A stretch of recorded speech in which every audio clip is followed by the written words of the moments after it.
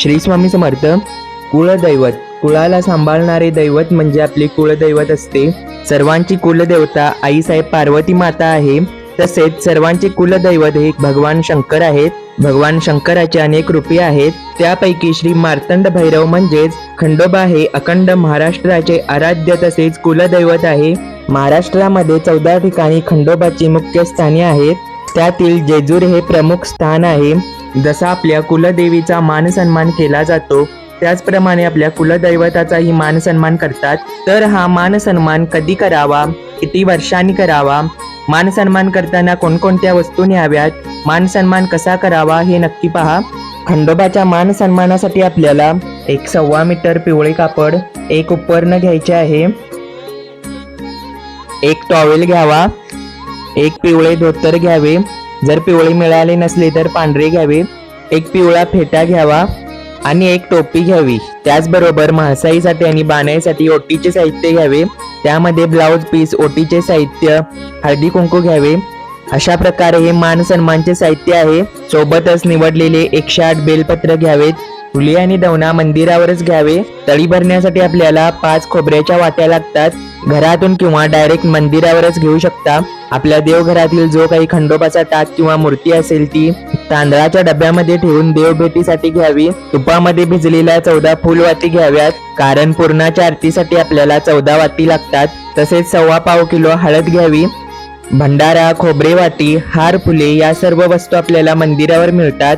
जेजुरीवर तुम्ही रुद्राभिषेक करणार असाल तर एक रुमाल, अभिषेक पात्र तसेच एक तामण घ्यावे. आपल्या घरात जर दिवटी असेल तर तीही सोबत घ्यावी.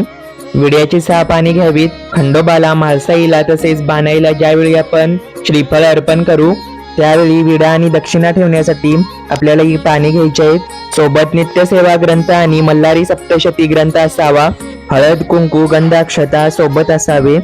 नैवेद्यासाठी बाजरीची भाकरी, वांग्याची भरीत, लसणाची चटणी, कांद्याची पात, लिंबाची फोड, पुरणपोळी आणि वरण भात घ्यावा. असा नैवेद्य घरातून तयार करून घ्यावा. पुरणाची आरती करण्यासाठी डब्यात थोडे पुरण घ्यावे. असे सर्व साहित्य घेऊन मुख्य आपल्या कुलदैवताच्या स्थानावर जाऊन मान सन्मान करावा. अभिषेक पूजा करावी. गडावरती खंडोबाची तळी भरावी. जी काही दिवटी सोबत आणलेली असेल ती पाजळावी. घरातून आणलेल्या देवांची देवभेट करावी. तिथे बसून एक मल्हारी सप्तशतीचा पाठ करावा. रुद्राभिषेकही करू शकता. अशा प्रकारे आपल्या कुलदैवताचा मान सन्मान करावा. तर या कुलदैवतांचा मान सन्मान का करावा ते पहा.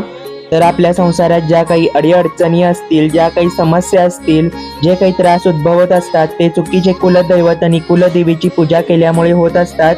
चुकीचे दैवत पूजणे म्हणजे आई सोडून मावशीला आई म्हणणे आणि बाबा सोडून काकाला बाबा म्हटले तर कसा त्रास होतो, तसेच आपल्या कुलदैवतांचेही असते. कुलदेवी आणि कुलदैवत आपल्या घराण्याचे आई वडील असतात. सर्व काही त्यांच्याच इच्छेनुसार घडत असते.